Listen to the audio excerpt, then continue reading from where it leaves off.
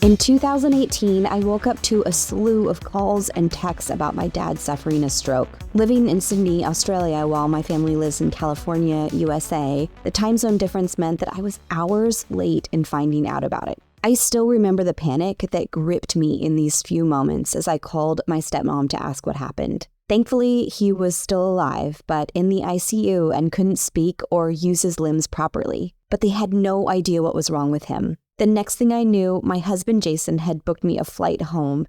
I packed my suitcase with too many pairs of underwear and not enough shirts, but it didn't matter because I found myself on a plane a mere few hours later. It was the scariest 15-hour flight of my life, having no way to check in to see if he was still alive. When I landed, I discovered he was still alive and there had been severe swelling in his brain that the doctors had been able to lessen. He still couldn't speak or use some of his limbs properly, but he was alive. I rushed to the hospital and held his hand, and I let him know that he was my best friend, and I couldn't imagine life without him. The next few days were an absolute blur. They had discovered a tumor in his brain, and so he was transferred to a different hospital for brain surgery. We wouldn't know what the tumor was fully until the doctor operated on it. I vividly remember sitting next to my dad playing a kirtan song that symbolized protection while we waited for him to be wheeled away in the hospital bed. We had no idea if he would come out of that surgery alive. After the longest 6 hours of my life, the doctor came out to let us know that he had made it. It had been a bacterial infection that had started to swell, causing the severe reaction. The doctor was able to clear the tumor out.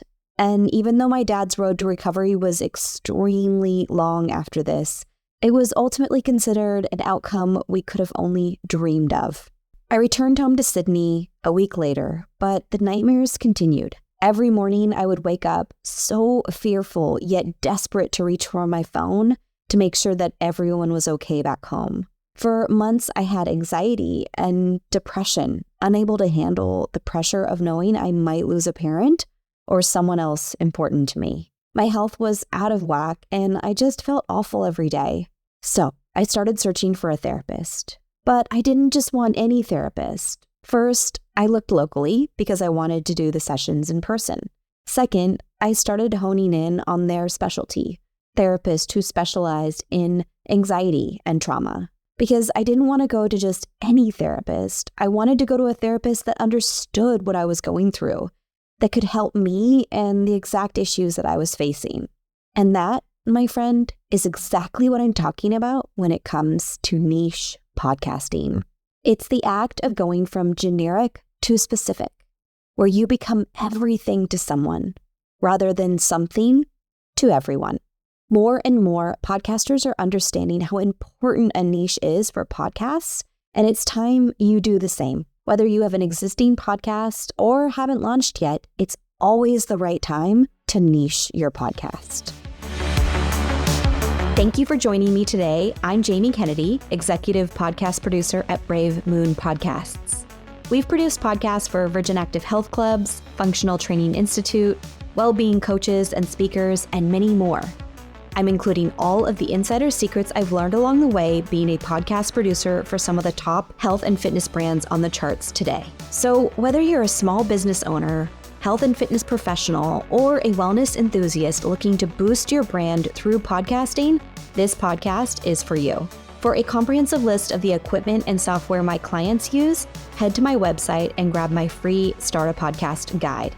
I've condensed months of research into this guide, offering you the industry's best choices. Download it today. The link is in the show notes.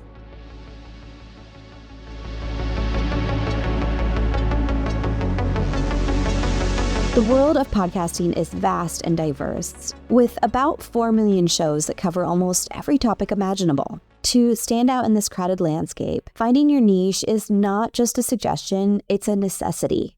Now, 4 million shows might not seem a lot compared to how many YouTube channels there are or how many Instagram accounts there are, but podcasts are especially unique in that a listener spends so much more time with you than they devote to a social media influencer. Whereas you'll grab the attention of a viewer on YouTube for an average of 2.5 minutes, you can capture the attention of a listener on a podcast for an average of 27 minutes. That's incredible. But it also means you have to think about what the listener wants. And the listener wants to devote that time and energy to a podcaster that fits them, that speaks directly to them. And that is why there's a push towards niche podcasts. So what benefits can you reap from narrowing down your focus? Well, let's dive into the reasons behind the trend and explore how niche podcasting can transform your content creation and audience engagement. Stick around because at the end of the episode, I'm going to give you a free resource that will help you brainstorm and discover the perfect niche for your podcast. One of the primary advantages of having a niche podcast is the ability to connect with a specific target audience. If you're a health and fitness professional with a product or service to sell, such as a boot camp, online workout classes, or a nutrition plan, etc., more than likely, you're looking at this podcast as a marketing opportunity to speak to your target audience. And perhaps you've already niched your target audience in your business because instead of trying to appeal to a broad and diverse group that may never find you in a saturated market, narrowing down your focus allows you to speak directly to individuals who share a common struggle, belief, interest, or trait.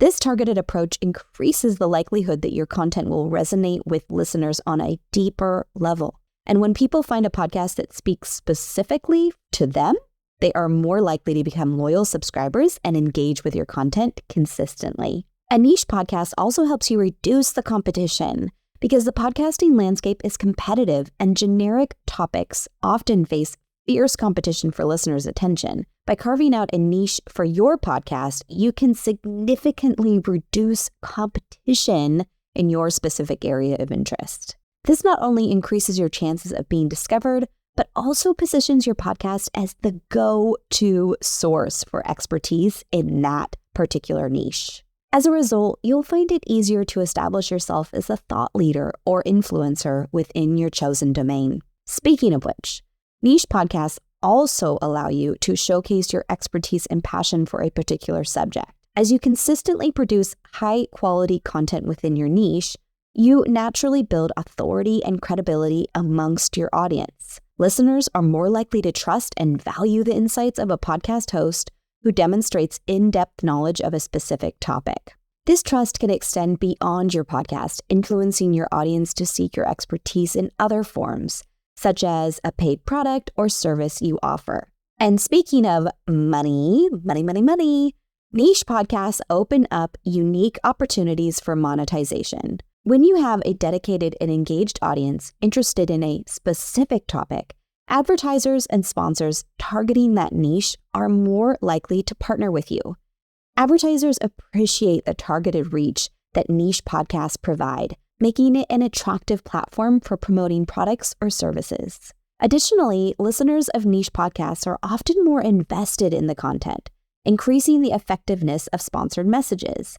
In fact, 65% of podcast listeners have said they've bought a product or service based on a podcast episode they listened to. Most people think if they narrow down their podcast to quote unquote one tiny topic or niche, that they will get bored and run out of things to talk about. I promise that is not even close to the case. In fact, narrowing your podcast's focus to a niche allows you to explore your passions and interests so much more deeply. When you create content about something you genuinely love, it not only comes through in your delivery, but also fuels your creativity. Podcasting about a niche that you are passionate about can transform the recording process from a chore into an enjoyable and fulfilling experience. This enthusiasm is contagious and can captivate your audience, making them more likely to share your podcast and become ambassadors for your brand. And remember, that just because you're narrowing down your podcast to a specific niche doesn't limit the possibilities of what to talk about. Let's say, for example, you're a nutritionist that focuses on women with IBS. You can still talk about anything nutrition related, from understanding macros, the importance of a balanced diet, calorie talks, nutritional science, sports nutrition, gluten-free, paleo, dairy-free, all of the above. You just get to give it a twist, talking about everything related to that topic as it pertains to a woman with IBS.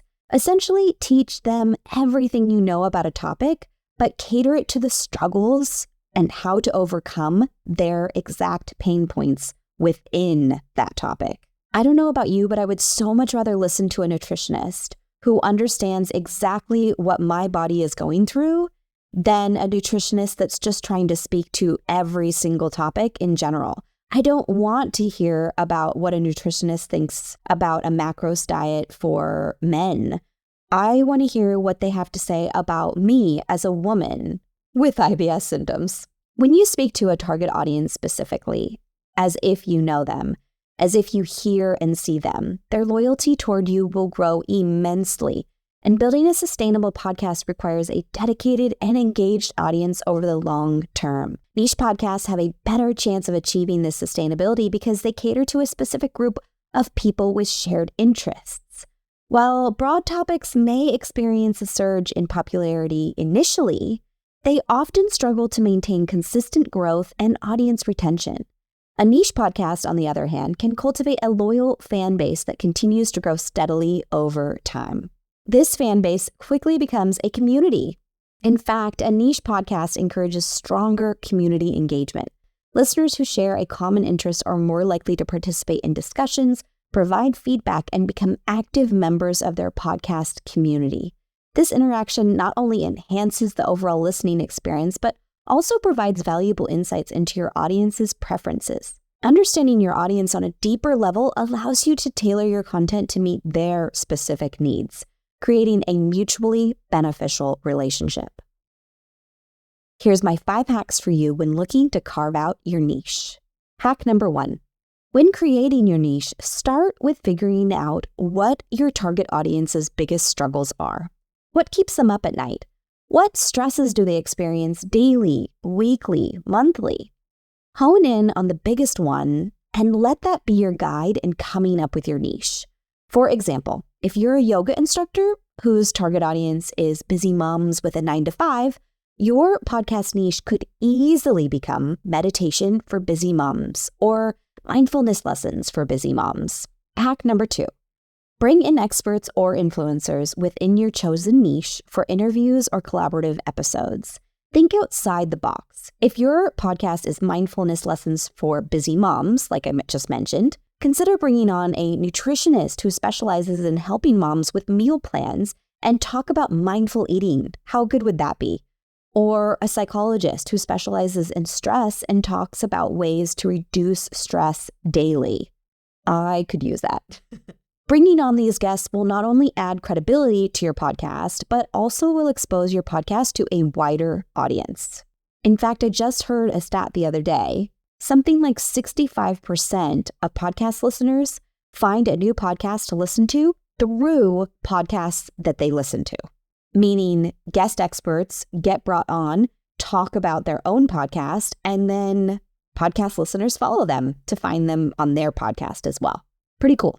Hack number 3, poll your people. This is a great technique to do on Instagram stories or polls. Start by asking a simple question to your community. If you don't have a strong platform already, that is a-okay. Go into a Facebook group that has your target audience inside. How do you find these groups? Simply go to Facebook groups and search for your target audience and add yourself to these groups. Then you can go in and you can ask a simple question. For example, quote unquote, people with IBS, what's the next topic I should cover on my podcast? Then give them 3 options. Or try, quote unquote, people with IBS, what's your biggest daily struggle? Then give them 3 options. This will help you directly understand your audience, and not to mention it will help them feel more seen and heard, which is a win-win. Hack number 4, stay updated on your niche trends. So covering the latest in health and fitness ensures your content remains relevant and resonates with your audience. Ways to do this are by following industry leaders and influencers in a similar niche to yours, setting up Google alerts relating to your niche topic, as well as check in on social media platforms. Other places to check out are tools like SEMrush, Google Trends, and Ahrefs. I hope I said that right. I'll include links to those in the show notes.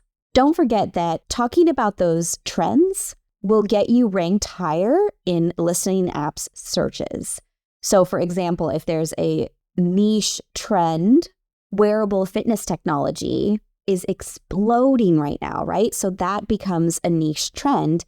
And if you create an entire episode around this wearable tech trend, every time a new listener searches for a podcast episode about wearable tech, yours is going to pop up. Pretty cool, huh? Hack number 5, engage with niche communities, such as I mentioned earlier, like Facebook groups and also places like Reddit. Can't find a niche community that exists for your particular niche? That's okay. Start one yourself. In fact, I recommend doing that no matter what, because this helps create a place for you as a podcaster to connect with your listeners outside of the podcast. Getting to know them in these spaces will allow for a deeper sense of connection and community, and will also help you choose the right topics they'll love. For example, you might know by now, but I have a Facebook group for podcast hosts and podcast guests to come together and play off of each other and be featured on each other's podcasts within the health and fitness space. All in all, the trend toward niche podcasts is not just a fleeting phenomenon, it's a strategic move that can elevate your podcast to new heights. Whether you're a seasoned podcaster looking to refine your content or a newcomer preparing to launch, embracing a niche will set you apart in the competitive world of podcasting. Now, I mentioned at the beginning of the episode that I was going to give you a free resource, so here it is. On my website, you'll find a free podcast niche, name, and strategy brainstorming worksheet. Carve out some time in your week, download this free guide, and fill it out. If you put in a little time, it will help you hone in on your podcast niche and will make a huge difference. This is the exact niche worksheet that I personally use for my podcast, and all of my podcast clients use it as well in order to establish their podcast niche. And there you have it. Thank you again so much for joining me on your podcasting journey. Don't forget to subscribe, and if you enjoyed this episode, please leave a 5-star review. It helps people like you find this podcast as well. Until the next episode, keep those conversations flowing and keep being the amazing powerhouse that you are. And as always, remember that consistency, authenticity, and promoting your podcast are key to your success. Happy podcasting.